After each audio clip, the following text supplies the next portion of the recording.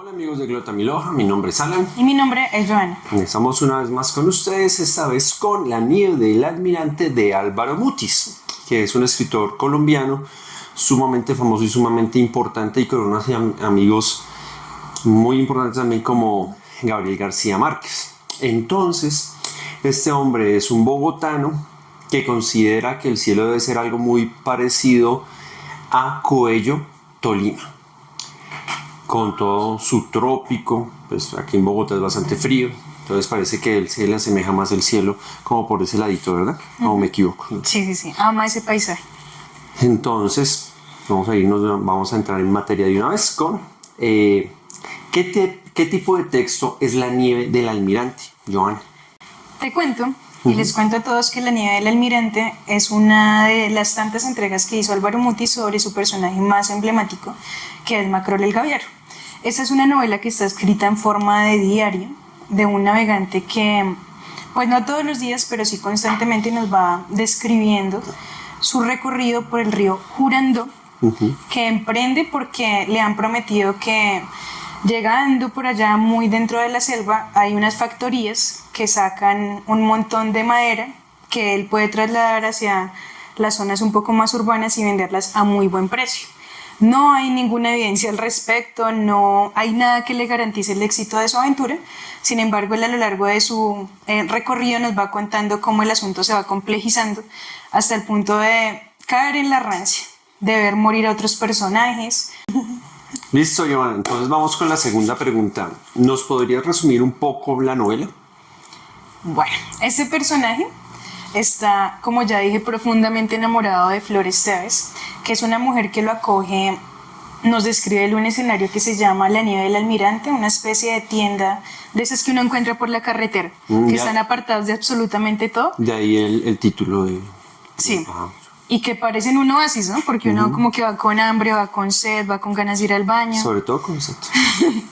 Y puede parar en esos lugares para proveerse de alimentos, para poder hacer sus necesidades y seguir recorridos extensos. Esta tienda en particular está ubicada en un lugar que seguramente muchos colombianos referencian, que es La Línea. Uy.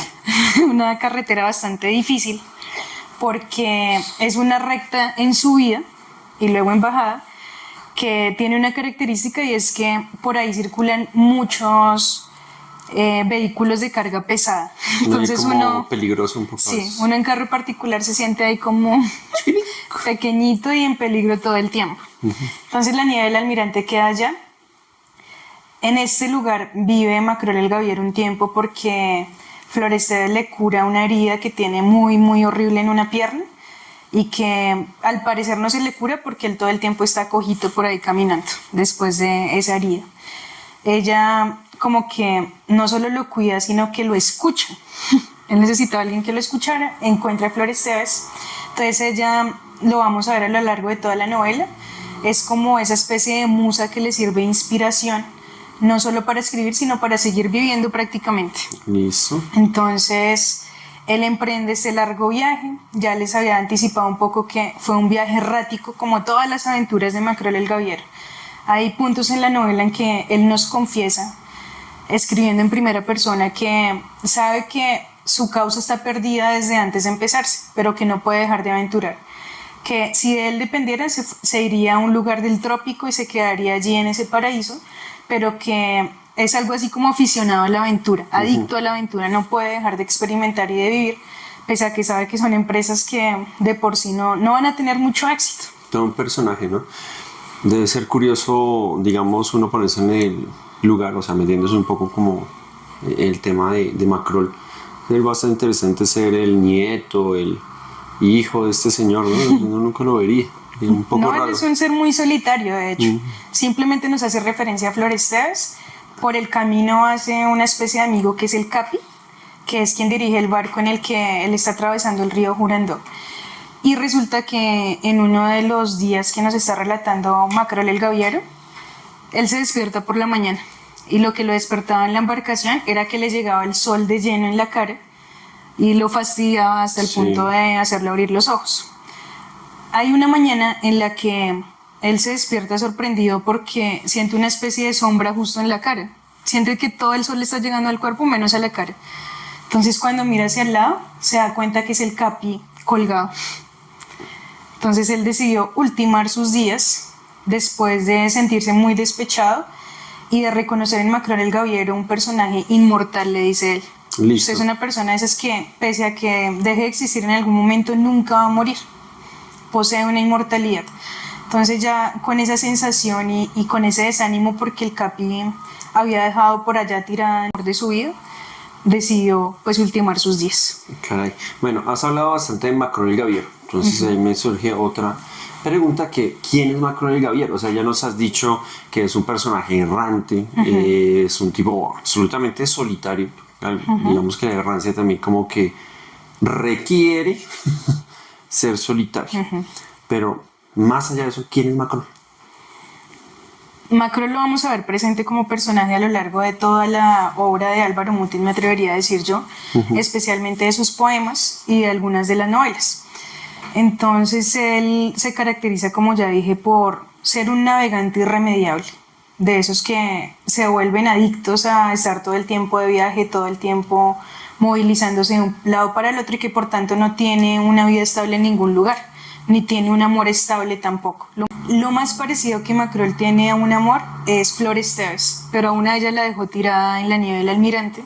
Ella le entregó todos sus ahorros para que él emprendiera esta búsqueda de la madera que le iba a dar mucho dinero que en realidad ni quería ni necesitaba, pero que se va a buscar. Y cuando él vuelve ya de su travesía, habiendo, como les dije, perdido al Capi, habiendo visto, o más bien oído que habían muerto los demás tripulantes de la embarcación en un lugar que se llamaba el Salto del Ángel, él vuelve a la nieve del Almirante y es un lugar abandonado. Ya no hay rastro de vida, no está por ahí Flor Esteves, el lugar está bastante ya como consumido por la vegetación y él queda ahí nuevamente solo, nuevamente errático por la vida, sin saber hacia dónde coger ni cuál es su rumbo, pero con la certeza de que lo que está viviendo es simplemente como lo que le tocó por azar y que él lo va a aceptar irremediablemente, que no va a hacer nada para cambiar su rumbo, o su falta de rumbo más bien, ¿no? Sí. Ah, caray. Repito, todo un personaje. Este personaje además, para sumarle como a la admiración que genera en uno como lector, sabe de historia universal. Tiene unos sueños en los que aparecen personajes de otros países, de otras épocas. Entonces es como una especie de sabio solitario, silencioso, que se dedica a aventurar. Muy bien. Bueno, muchísimas gracias, Joana. Y por el día de hoy, eso es todo, amigos de Clotamilo. Esperamos que se acerquen a la nieve del Almirante. Y a toda la obra de Y a Mutis. toda la obra de Mutis. Conozcan a Macron el Gaviero. Bueno, hasta luego. Gracias.